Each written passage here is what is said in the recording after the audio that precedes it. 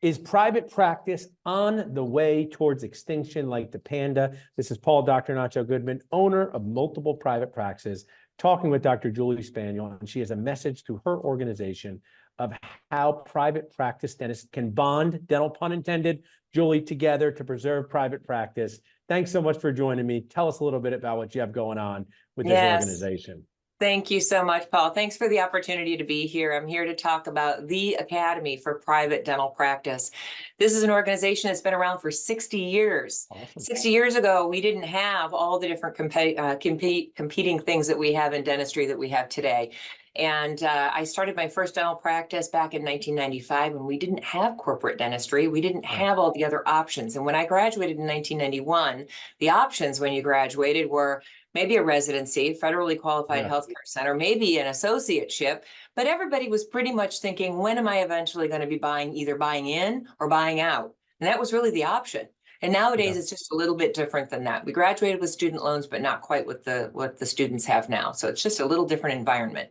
Yeah, I appreciate you saying that, because sometimes dentists of our generation, 2002, they said, I had debt too, but the debt's different now. My dental school completely different. My dental school is 3 times the cost. And if we're just real about it, dentists aren't really making more money on average. I know there's some in Crushingville making $1 million a year. I appreciate what you're doing out there. But in general, dental income has been stagnant and we have loans to pay. But how can we inspire this generation that gets a lot of messaging from DSOs? And I work with DSOs too. And maybe they're better at messaging. Maybe they're better at advertising. Maybe they're better at marketing. But if you're in dental school, like your awesome daughter, and you're thinking, what is private practice like? What are the benefits of private practice? How is it different? You guys are having a meeting that talks all about this. When is this meeting? And tell people what they're going to learn there. Yeah, so the meeting is this year in Fort Lauderdale, Florida. You don't want to miss it. It is March 6th through the 8th, and you can go on to our website, which is apdp.net. The meeting is really what corporate dentistry does better than what we do is we don't have a group except for our organization where we can collaborate and we can connect with other people. So it's really easy to say, you're so well supported in DSO. We're going to support everything. All you got to do is go in and do the dentistry. That's all you got to do. You don't have to worry about running your business and doing all these other things. Well, our academy, for example, all throughout the year, if I have any questions about anything, I've got a network of people that I collaborate with and I talk to them. During COVID, we were meeting every week during COVID. You know how to deal with this. You know how to deal with that. We are that organization. So if you're in a big corporate organization, they've had big corporate meetings, that sort of thing. So for us, we've met over all these years, and I will tell you, I think that dentists have an identity crisis. And once you really realize what it is you want. So when I got out of school, I found out all the things I didn't want to do. I don't want to be an associate. I don't want to live somebody else's dream. I want to live my own dream. But then I have to define, who am I and what do I want? What sort of quality of life, quality of practice, quality for my patients? Does it mean that I have to not accept dental insurance? No, it doesn't mean that. You can be whatever you want, but you can figure all those things out, ask all those questions, and we are all those mentors that you can work with. We've got amazing speakers. They're speakers that not only support you in practice, but they support you in your life. And who do you want to be? And so nowadays, you know, I love to see dentists that are under 5 years come, under 10 years, aspiring to want to own a practice, trying to figure out, how the heck am I going to do this? I want to interject. I always tell my wife, I don't interrupt, I interject with brilliant ideas. Just take her word for it. But I want to interject that, you know, dentistry is a cave profession. My friend said it best. It's not an island, it's a cave. It's dark in there. And you represent this light outside of the cave, because I will tell you a story that we actually all should be saddened by, about a dental student who said to me, Paul, I wish I knew Dental Nachos existed, because coming out of dental school, I thought I only could work for a DSO. I didn't know private practices would hire me. And you know whose fault it is? Private practices, Julie, because I am a channel that shares all that's happening in dentistry without judgment. But the fact that private practices are not just telling their story, and this is what you guys are doing. You're here as a sponsor of this group. You're telling the story. And what are some of the things when people go to these meetings? Maybe you could share for you, what are some of the aha moments they might get out of it? Does that have to do with team management, productivity, profitability, all the above? Tell us about that. I will say some of the aha moments for me are really just being able to connect with other people. So again, I'm an island. I have always been a solo private practitioner. I have had a few associates in my other practice. In this current practice that I'm in, that I started in 2018 in the middle of corporate world here, I'm by myself.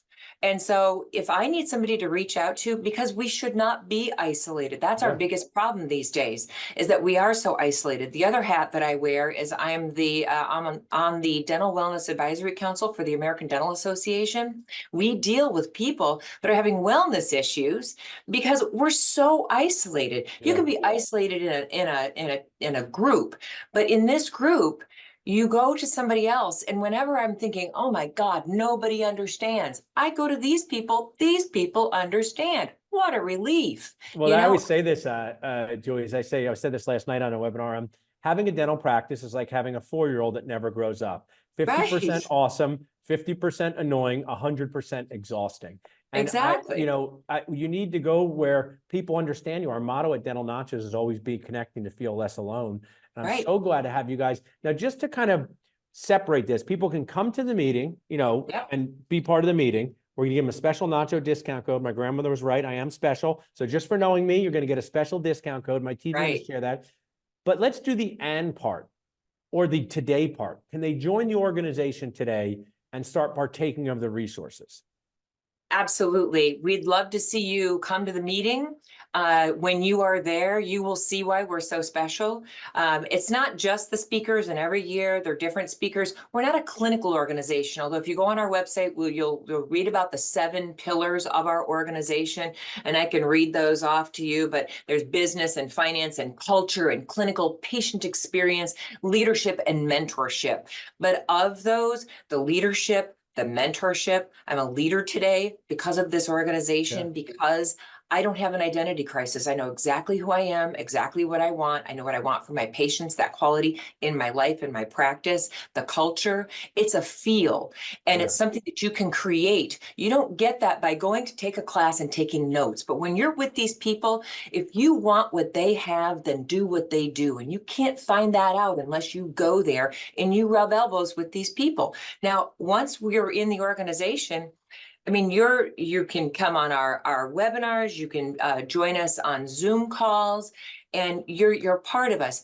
Come and see why we're so special. See how this organization will make your private practice, if you're already in it, wildly successful.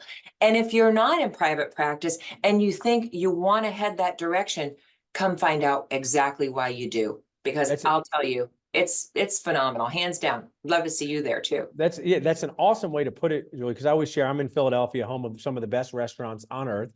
And we have corporate restaurants and we have privately owned restaurants. And I go to both. I want to understand the differences between both. And I think that, your daughter's a D3. I actually will give Midwestern a lot of credit. They do a lot with business. And I'm even speaking this week, but too many dental students really have no idea what private practice means.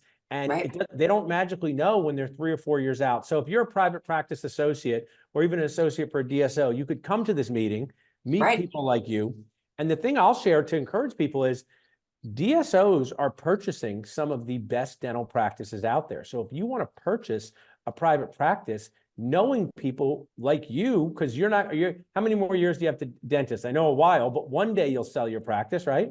I will. I've already sold one practice, and I had said to my team there of over 20 women that had worked with me since day one, some of those women, I was not going to sell to a corporation.